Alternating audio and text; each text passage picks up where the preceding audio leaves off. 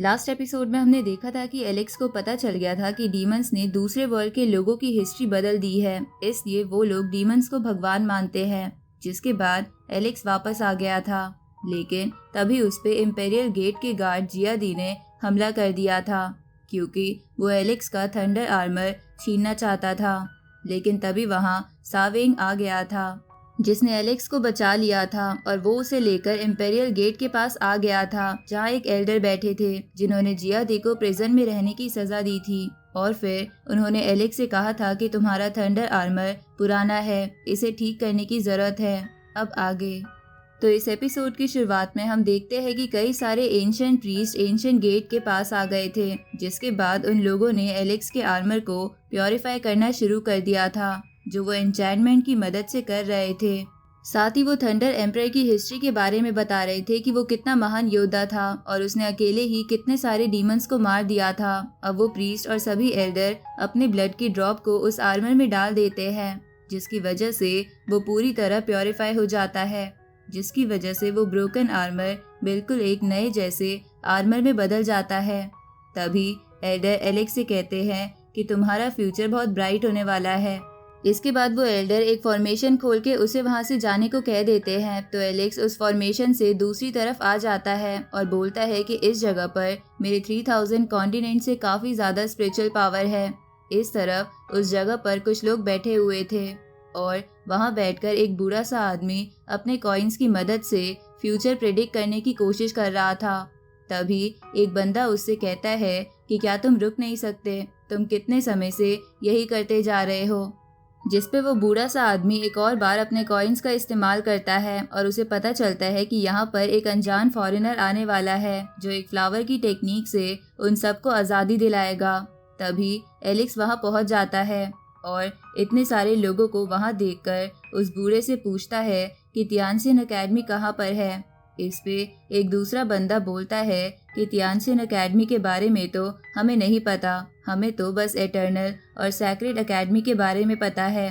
तभी वो बूढ़ा एलेक्स के पास आता है और उससे कहता है कि हम यहाँ पर कई समय से फंसे हुए हैं, क्योंकि शायद हमने कुछ पाप किए हैं और सिर्फ एक स्ट्रॉन्ग कल्टीवेटर ही हमें यहाँ से आज़ादी दिला सकता है। ये सुन के एलेक्स सोचता है कि एल्डर ने तो मुझे इस पोर्टल में आने को कहा था, कहीं जियादी ने पोर्टल में छेड़छाड़ करके यहाँ तो नहीं भेज दिया, क्योंकि मुझे ये जगह तो एक प्रिजन की तरह लग रही है। लेकिन मैंने गलत क्या किया है। तभी एक बंदा बोलता है कि तुम सही कह रहे हो, हमने भी ज़्यादा कुछ नहीं करा था, फिर भी हमें 300 सालों से यहाँ कैद कर रखा है। ये सुन के एलेक्स कहता है कि मैं यहाँ अपना टाइम वेस्ट नहीं कर सकता। इसके बाद वो उस बूढ़े आदमी से कहता है कि तुम यहाँ से आज़ाद होने का क्या रास्ता बता रहे थे। इस पे वो बूढ़ा कहता है कि यहाँ पर एक प्लेटफॉर्म है जिस पे बैठकर एक कल्टीवेटर को एंशिएंट पगोड़ा का डिज़ाइन बनाना होगा, जिसके अंदर ही यहाँ से निकलने का रास्ता होगा। अब एलेक्स उस प्लेटफॉर्म पर बैठ जाता है और अपने प्रोसेस शुरू कर देता है, जिसे देखकर लोग बोलते हैं कि इस जगह पर तो हर जगह पत्थर ही है, तो ये वो एंशिएंट पगोड़ा का डिज़ाइन कैसे बनाएगा और शायद इसकी मेहनत वेस्ट हो जाएगी। इस तरफ एलेक्स को महसूस होता है कि वहाँ पर एक अलग सा ऑरा है, और ऐसा ऑरा उसने तब महसूस करा था जब वो सेकंड इमोर्टल ऑरा जनरेट कर रहा था। अब एलेक्स वैसा ही प्रोसेस दोहराने लगता है और वो एंशिएंट पगोड़ा बना लेता है, जिसे देखकर सभी लोग हैरान हो जाते हैं और बोलते हैं कि इसके पास 3 इमोर्टल ऑरा है, शायद इसकी वजह से ये ऐसा कर पाया। अब एलेक्स वहाँ आसपास की एनर्जी को इकट्ठा करके उस डिज़ाइन को ठीक करने लगता है, लेकिन तभी अचानक से उस जगह पर क्रैक बनने लगते हैं और एलेक्स के नीचे की ज़मीन हट जाती है, जिसकी वजह से वो नीचे गिरने लगता है, जहाँ बहुत ज़्यादा लावा था, और एलेक्स डायरेक्ट लावा के अंदर गिर जाता है।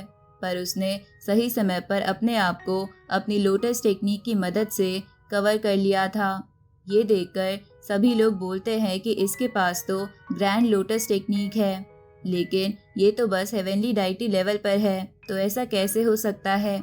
इधर वो बूढ़ा अपनी भविष्यवाणी को सच होता देख रहा था। अब एलेक्स बोलता है कि यहाँ से निकलने का गेट खुल गया है, इसलिए जो भी मेरे साथ चलना चाहता है वो चल सकता है। तो सारे लोग एलेक्स के साथ गेट के अंदर चले जाते हैं। इधर एक जगह और वो गेट ओपन होता है जहाँ से वो सभी लोग बाहर आते हैं। तो वो बूढ़ा आदमी एलेक्स से कहता है कि तुम्हारी काइंडनेस की वजह से हम बाहर आ पाए, इसलिए थैंक यू, हम इसे हमेशा याद रखेंगे। तभी दो बंदे बोलते हैं कि आपको कभी भी ज़रूरत पड़े तो चैन फैमिली और रेड ड्रैगन क्लैन आपका साथ ज़रूर देगा। इसके बाद वो एलेक्स का नाम पूछते हैं तो एलेक्स उन्हें कहता है कि मेरा नाम हुआंग है। तभी ये नाम सुनते ही वहाँ पास में लेटा हुआ एक बंदा नींद से जाग जाता है और डकार मारता है, जिसकी बदबू से सभी अपनी नाक बंद कर लेते हैं। अब वो बंदा एलेक्स से पूछता है कि क्या तुम 3000 नेशन के हुआंग हो। इस पे एलेक्स कहता है कि तुम कौन हो। तो वो बंदा बोलता है कि मेरा नाम युआन किंग है और मैं यहाँ का गार्ड हूँ, और क्योंकि एकेडमी में एडमिशन लेने का टाइम ख़त्म हो चुका है, लेकिन फिर भी तुम इस फॉर्मेशन का इस्तेमाल करके यहाँ आ गए हो, इसलिए तुमने गलती कर दी है। अब ये बोल के वो अपनी वाइन की मदद से कई सारे नुकीले क्रिस्टल उनकी तरफ ले जाता है। इधर वहाँ खड़े लोग युआन किंग को देखकर कहते हैं कि ये तो वही युआन किंग है जो सेल्फ रिलीज लेवल से बस एक स्टेज पीछे है। तभी एक बंदा कहता है कि इसकी स्ट्रेंथ कई सारे सेक्ट्स के लीडर के जितनी है और सब इसको हाफ सुप्रीम बीइंग के नाम से जानते हैं। इधर ये सब एलेक्स भी सुन रहा था। तो ये सुन के वो अपने मन में बोलता है कि इसे यहाँ ज़रूर जियादी ने भेजा होगा। लगता है कोई नहीं चाहता कि मैं एकेडमी के अंदर शामिल हूँ। अब वो युआन किंग से बोलता है कि अब हमें क्या करना चाहिए। इस पे युआन किंग कहता है कि हर बार जब फॉर्मेशन ओपन होती है तो कई सारे रेयर मटेरियल्स वेस्ट हो जाते हैं, इसलिए मुझे कुछ खास स्पिरिट स्टोन्स दे दो तो शायद मैं तुम्हें यहाँ से जाने दूँ। इधर ये सुन के वो बूढ़ा आदमी और एक और बंदा आगे आते हैं और युआन किंग से कहते हैं कि इसने तो कुछ भी नहीं करा है, ऊपर से प्रिजन में भेजने से पहले हमें ऐसा कुछ बताया भी नहीं गया था। ये सुन के युआन किंग बोलता है कि शोर करना बंद करो, मैं तुम्हें कोई भी एक्सप्लेनेशन नहीं देने वाला, और जिसने भी भागने की कोशिश करी उसे मैं मार दूंगा। ये सुन के एलेक्स सोचता है कि मैं इस सिचुएशन का इस्तेमाल करके उन लोगों को शायद बाहर निकाल सकता हूँ जो छुपकर मेरे खिलाफ ये प्लान कर रहे हैं। अब एलेक्स उसे कहता है कि मैं तुम्हारी बात मानने के लिए तैयार हूँ। तो युआन किंग कहता है कि ये तो बहुत अच्छी बात है, मैं एक जगह जानता हूँ जहाँ तुम लोग जा सकते हो।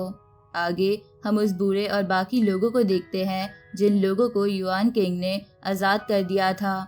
इसलिए वो लोग वहाँ से जाते हुए बोल रहे थे कि युआन किंग ने हमारी एक एनर्जी सोर्स को कम कर दिया है और एलेक्स को कई सारे गुलामों के साथ प्रिमोडियल एंशिएंट माइन में भेज दिया है। हमें जल्द से जल्द उसके लिए कुछ करना होगा, क्योंकि प्रिमोडियल एंशिएंट माइन एक फोरबिडन प्लेस है जहाँ पर कई सारे एंसेस्टर्स ने अपनी जान गंवाई है।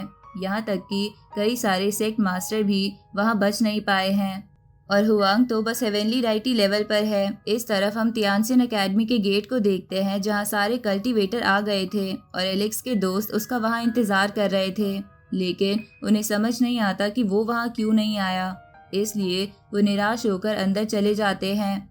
इधर हम प्रिमोडियल एंशिएंट माइन को देखते हैं जहाँ पर एलेक्स गुलामों के साथ चल रहा था। तभी एलेक्स बोलता है कि मेरी ताकत को सील कर दिया गया है, इसलिए फिलहाल के लिए मेरे पास एकेडमी जाने का कोई रास्ता नहीं है, मुझे कोई और रास्ता ढूंढना होगा।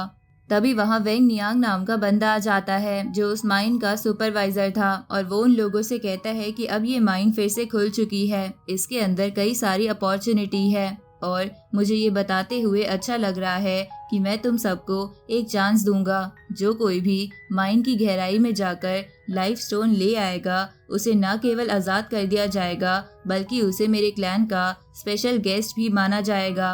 ये सुन के कई सारे गुलाम घबराने लगते हैं और बोलते हैं कि गहराई में तो कई सारे सेक्ट मास्टर मर चुके हैं, तो हम वहाँ कैसे जाएंगे, ये पक्का हमें मारना चाहते हैं। तभी ये सब देखकर वो सुपरवाइजर हंसते हुए कहता है कि लगता है किसी में दम नहीं है ये काम करने का। इस पे एलेक्स आगे आते हुए बोलता है कि मैं ये काम करूँगा। तो ये देखकर वो सुपरवाइजर एलेक्स की तरफ एक स्पिरिट डिटेक्टिंग स्टोन फेंकता है और हंसते हुए कहता है कि तुम सच में इसके काबिल हो।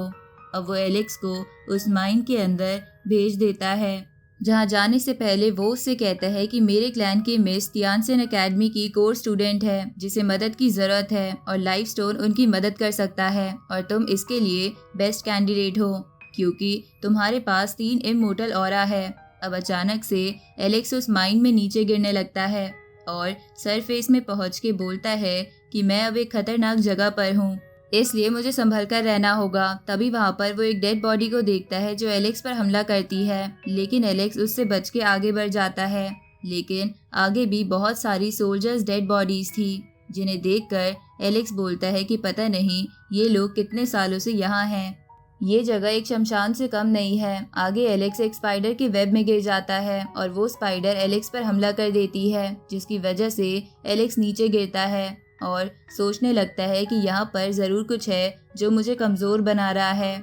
तभी एलेक्स को वहाँ एक लाइव पूल दिखता है जिसके अंदर एक पौधा सा लगा हुआ था। तभी पौधा एक एनिमल में बदलकर वहाँ से भाग जाता है, जिसे पकड़ने की एलेक्स कोशिश करता है, पर वो उसे पकड़ नहीं पाता। ये देखकर एलेक्स सोचता है कि कहीं उसने अपने हाथ से कुछ इम्पोर्टेंट तो नहीं गवा दिया।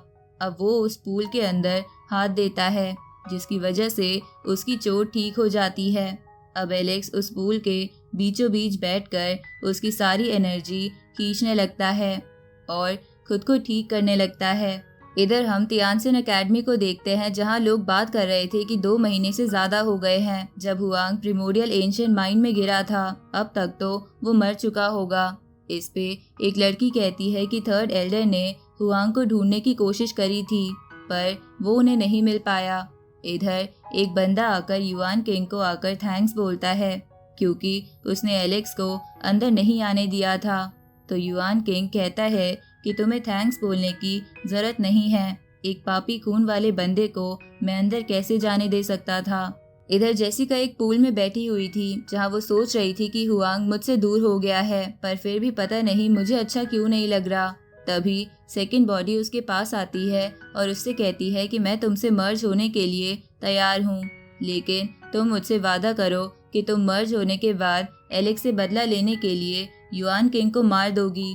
तभी जेसिका उसके पास आती है और उससे कहती है कि अभी सही वक्त नहीं आया है, हमें और ताकतवर बनना होगा, जिसके बाद अगर हम मर्ज होंगे तो कोई हमारा सामना नहीं कर पाएगा, लेकिन तब तक हो सकता है हम दोनों हुआंग को भूल जाए। इस तरफ हम एलेक्स के भाई मोटे लड़के और एलेक्स में दोस्तों को देखते हैं, जिनके सामने कुछ लोग खड़े थे और उससे कह रहे थे कि हुआंग की कोई खबर नहीं है, अब तक तो वो मर चुका होगा। ये सुन के जेस को गुस्सा आने लगता है और वो पर्पल बाल वाली लड़की को लड़ने के लिए चैलेंज करता है, लेकिन वो बोलती है कि तुम इसके लायक नहीं हो, पहले हेवनली डाइटी लेवल पर तो पहुंच जाओ। तभी रैबिट गर्ल का बेबी ड्रैगन उसे नीचे गिरा देता है, तो वो पर्पल बाल वाली लड़की गुस्से में बोलती है कि अगर वो जिंदा वापस आ भी गया तो हम उसे मार देंगे। तभी वहाँ डेविड आ जाता है और गुस्से में बोलता है कि किसकी हिम्मत हुई ऐसा बोलने की। उसी वक्त वहाँ पर एक तियानसिन एकेडमी का कोर्स स्टूडेंट भी आ जाता है और डेविड से कहता है कि तुम अपना दिल शांत रखो, कल्टीवेशन का सबसे बड़ा रूल यही होता है, अगर हुआंग का वापस लौटना लिखा होगा तो वो आ ही जाएगा, लेकिन जरूरी नहीं कि उसकी किस्मत अच्छी हो। ये सुन के डेविड गुस्से में एलेक्स पर हमला कर देता है, लेकिन तभी वहाँ थर्ड एल्डर आ जाते हैं और बोलते हैं कि आज से सभी लोग प्रिमोरियल एंशिएंट माइन में ट्रेनिंग के लिए जा सकते हो। ये सुन के पर्पल बाल वाली लड़की कहती है कि ये तो गोल्डन अपॉर्चुनिटीज है, एकेडमी के सीक्रेट ट्रेजर भी वहाँ छुपे हैं जो हमें मिल सकते हैं। तभी वो बेबी ड्रैगन फिर से उसे नीचे गिरा देता है। उसी वक्त मोटा लड़का कहता है कि एलेक्स तुम्हें सही सलामत वापस आना ही होगा। अब इसी के साथ ये एपिसोड यहीं खत्म होता है।